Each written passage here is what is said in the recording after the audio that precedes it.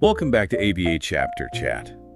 Those tasks that we all kind of dread doing, like maybe at work. Well, today we're going to take a deep dive into how we can use those ABA principles to make those disliked tasks a little bit more enjoyable. And this isn't just for ABA professionals, this is for everybody. Yeah, that's right. Making work more enjoyable, it's not about slacking off, it's about creating a happier and more productive environment. When people are genuinely enjoying their work, morale is going to go up, staff turnover goes down, and the quality of the work improves. Right. So instead of dreading these tasks, what if we can find ways to make them more engaging? That is the goal. It all starts with striking a balance between high-quality work and that enjoyable work environment. Now, one of the sources that we're going to be diving into today is something called the Task Enjoyment Motivation Protocol, Oh, yeah. or TEMP for short. TEMP. Sounds pretty official. What exactly is TEMP all about? Well, TEMP is a four-step process. Help supervisors like you tackle those tasks that your staff just aren't thrilled about. And what makes TEMP stand out is it's collaborative. It's not about dictating changes from the top down. It's about getting your staff involved and figuring out solutions together. I love that. It makes so much sense to get input from the people who are actually doing the work. Right. Absolutely. And sometimes just understanding why a task is disliked can lead you to the solution. For instance, new staff or those assigned high-risk tasks might feel apprehensive because they lack confidence. Right. Think about it. If you were thrown into a situation that you didn't feel prepared for, you would probably feel anxious too. Totally. So sometimes it's not about making the task fun, but it's about ensuring that everyone has the skills and knowledge to be able to tackle it confidently. Exactly. And one thing that really surprised me in the research is how many tasks are disliked because they're unnecessary or they could be made more efficient. For example, think about documentation. Instead of requiring lengthy narrative responses, sometimes just using simple checkboxes can achieve the same goal in a fraction of the time. Oh, I've been there. Wading through piles of unnecessary paperwork can be such a drag. So before we even try to make tasks enjoyable, maybe we need to take a step back and make sure we're not burdening our staff with things that they don't need to do in the first place. You got it. Working smarter, not harder. And being transparent with your team is vital here. Explaining to staff why a task is necessary and how it contributes to the bigger picture can make a huge difference. When people understand the purpose and value of their work, they're more likely to feel motivated, even if the task itself isn't their favorite. That's a great point.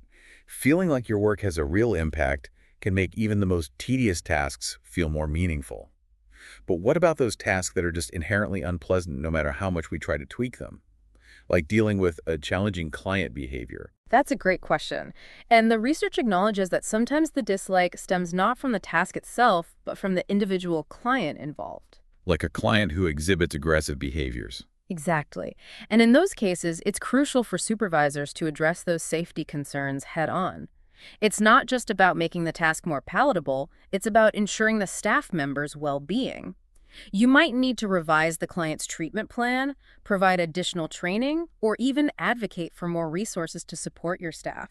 So it's about understanding that there are limits to how much we can tweak a task. Sometimes the situation requires a more fundamental change to ensure everyone's safety. Absolutely. That's a powerful message. It's a reminder that promoting staff enjoyment shouldn't come at the expense of anyone's safety or well-being.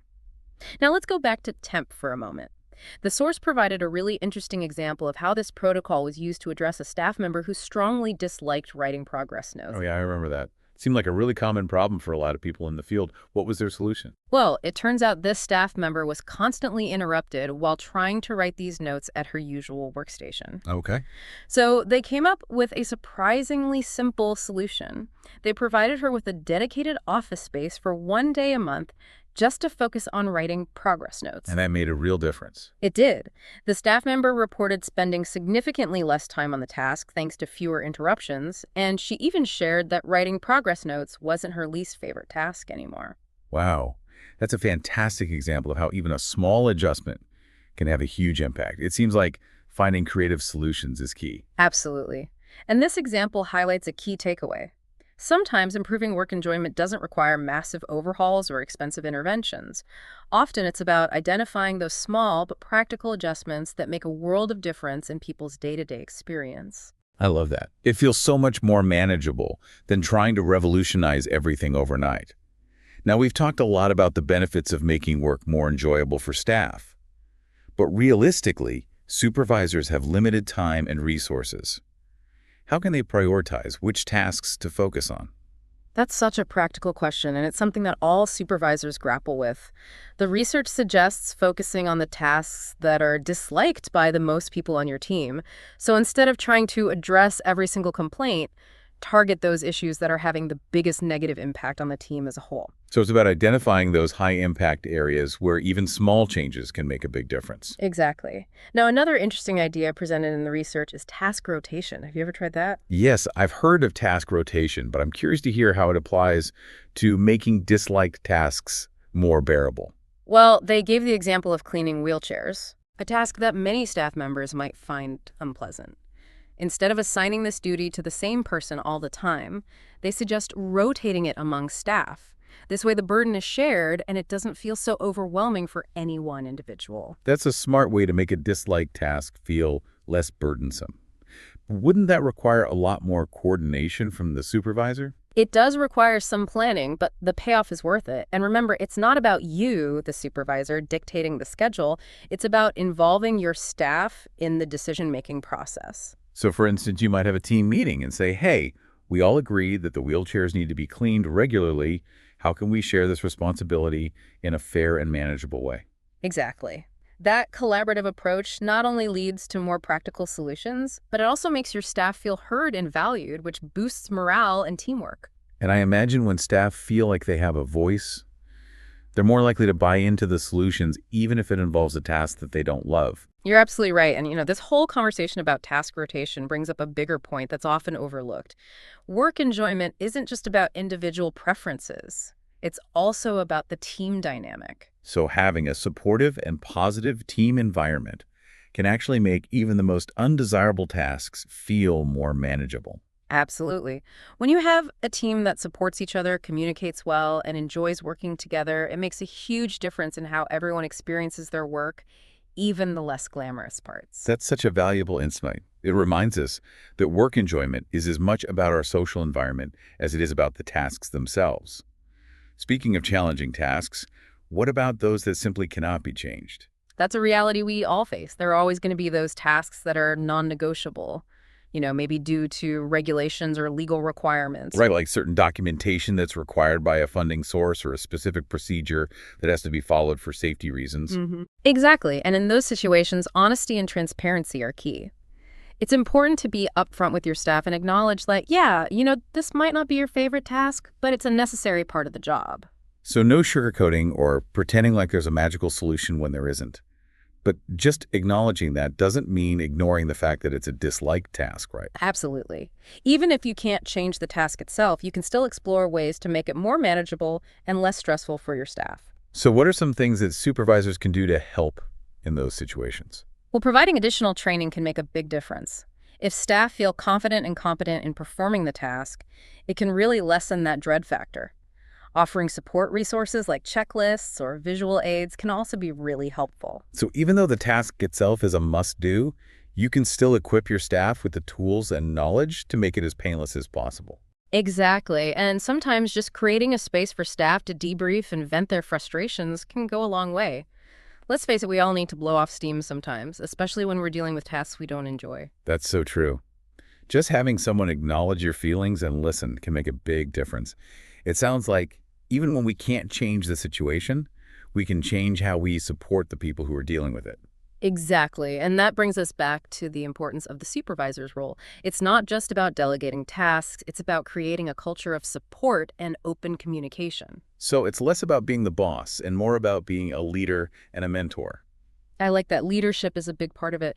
And one thing that's really stood out to me in researching this topic is the idea that promoting staff work enjoyment, it's not just a nice perk, it's actually a crucial element in providing high-quality services. That makes sense.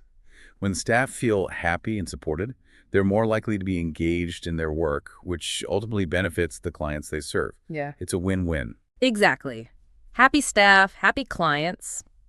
Now let's circle back to task rotation for a moment. We talked about the example of cleaning wheelchairs, which, let's be honest, probably isn't anyone's favorite chore. I think we can all relate to that. Right.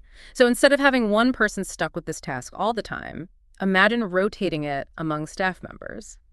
Not only does this distribute the burden more evenly, but it also prevents anyone from feeling singled out or resentful. Like, hey, we're all in this together, so let's share the not-so-fun parts too. Exactly. And it's not just about dividing the workload, it's also about fostering a sense of teamwork and shared responsibility.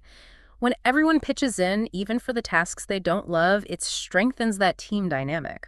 It's funny how something as simple as rotating a chore can have such a positive ripple effect on the team as a whole. But doesn't implementing something like task rotation require a bit more effort from the supervisor? I mean, you have to coordinate schedules and make sure everything is covered. It definitely takes some planning, but the benefits outweigh the effort. And remember, it's not about the supervisor dictating the schedule. It's about involving the staff in the decision-making process. So it could be as simple as having a team meeting and saying, hey, we all agree that the wheelchairs need to be cleaned. What's the fairest and most manageable way to share this responsibility? Exactly. That collaborative approach not only leads to more practical solutions, but it also gives your staff a sense of ownership and control over their work, which boosts morale and job satisfaction. It's about creating a work environment where everyone feels like they have a voice and their opinions matter, not just following orders. Precisely. And when staff feel valued and respected, they're more likely to be invested in their work and committed to the team's success. This brings up another crucial point. Work enjoyment isn't solely about individual preferences, it's also about the team dynamic. So even if you're dealing with a task that you don't love, being a part of a positive and supportive team can make it much more bearable. Absolutely. When you have a team that communicates well, supports each other, and enjoys working together, even the most challenging tasks become less daunting. It's like having a built-in support system that helps you through the tough stuff. That's so important. It's easy to forget that work isn't just about the tasks themselves, but about the people we work with and the relationships we build. Now, earlier we talked about the importance of transparency and honesty when it comes to tasks that can't be changed.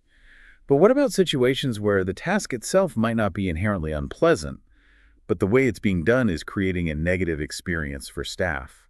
That's a really insightful question, and it points to the importance of regularly reviewing and evaluating your processes. Sometimes it's not the task itself that's the problem, but the way it's being implemented. Like outdated procedures or clunky systems that make a simple task much more complicated than it needs to be. Exactly. It could be something as simple as using an inefficient scheduling system that creates confusion and frustration for staff. Or maybe the documentation process involves a lot of redundant steps that could be streamlined. So it's not just about looking at the tasks in isolation. It's about examining the entire workflow and identifying areas where things could be improved. You got it. And this is where being open to feedback from your staff is essential. They're the ones on the front line, so they're often the first to notice when a process isn't working efficiently. So encouraging your staff to speak up and share their suggestions can lead to real improvements in the workplace. But what if you have a staff member who is resistant to change or just seems perpetually unhappy no matter what you do? That's a tough situation, and there's no one-size-fits-all answer. It sounds like dealing with staff resistance to change can be a real challenge for supervisors. It definitely can be. And it's important to remember that people have different comfort levels with change. Some folks thrive on new challenges, while others prefer a more predictable routine. So how can supervisors help those staff members who are struggling to adapt to new ways of doing things? Well, communication is key. Having open and honest conversations with your staff about the reasons behind the changes and how they will ultimately benefit the team can help ease anxieties. It's also important to involve staff in the change process as much as possible. When people feel like they have a say in how things are done, they're more likely to embrace new ideas. So it's about empowering staff Yeah. rather than imposing changes on them from the top down. Exactly. And providing adequate training and support is crucial.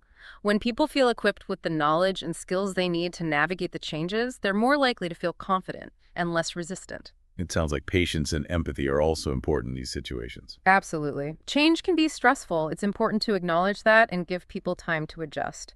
Sometimes just listening to a staff member's concerns and validating their feelings can go a long way in building trust and rapport.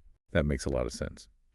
Now, before we wrap up this episode, I want to circle back to something we talked about earlier: the connection between staff work enjoyment and quality services. It seems like a no-brainer that happy staff are more likely to provide better care, but can you elaborate on why that is? Sure. When staff members feel valued, respected, and supported in their work environment, they're more likely to be engaged, motivated, and invested in their clients' well-being. This translates into better attention to detail, more creativity and problem solving, and a genuine desire to go the extra mile to help their clients succeed. So it's not just about putting on a happy face, it's about creating a work culture where staff members feel genuinely fulfilled and passionate about their work. Precisely. And that passion and enthusiasm are contagious. Clients can sense when their caregivers are genuinely invested in their progress, and that positive energy can make a huge difference in their overall experience and outcomes. That's a great point. It seems like focusing on staff work enjoyment is not just a nice perk, but a fundamental investment in the quality of care we provide. Absolutely. It's a win-win situation. Happy staff lead to happy clients, which ultimately leads to a more successful and fulfilling work experience for everyone involved.